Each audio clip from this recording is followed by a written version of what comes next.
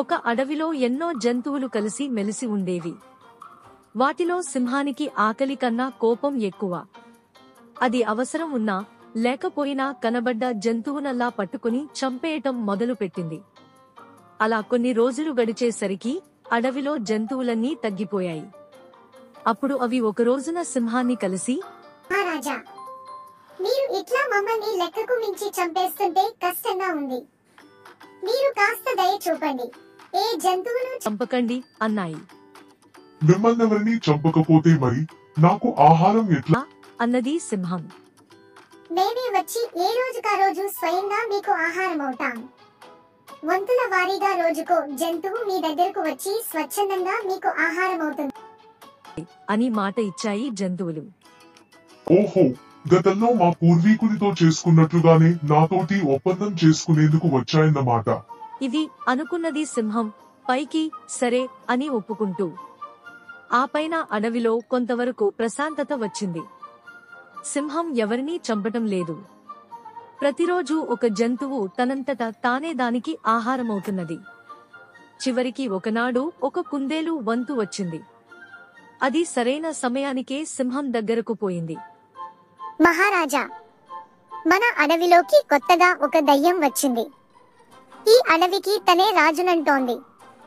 నన్ను పట్టుకోబోయింది గాని నేను దొరకకుండా పరిగెత్తి వచ్చాను అన్నది. ఓహో, ఇదేదో పాతకాలం కుందేలులాగా ఉన్నది. నన్ను ఇప్పుడు బావి దగ్గరకు తీసుకెళ్లి నా ప్రతిబింబాన్ని నాకే చూపిస్తుంది కాబోలు అనుకున్నది సింహం. పైకి అది అవునా, దయ్యం వచ్చిందా కొత్తగా? ఏది నాకు చూపించు అన్నది కోపం నటిస్తూ. కుందేలు దాన్ని తీసుకుపోయింది. చెంగున అది గంతులు వేసుకుంటూ పోతుంటే దాని వెనక పరుగులు తీయలేక సింహం అలసిపోయింది.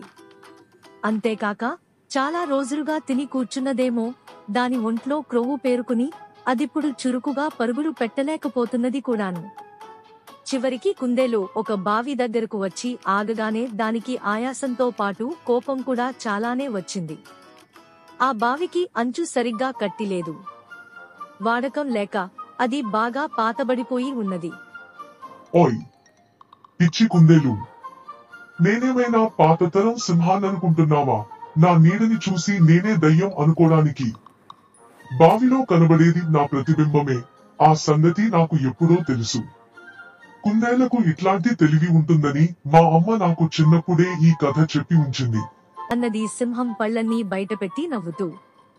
అయ్యో, నాకు ఆ సంగతి తెలియకనా మహారాజా?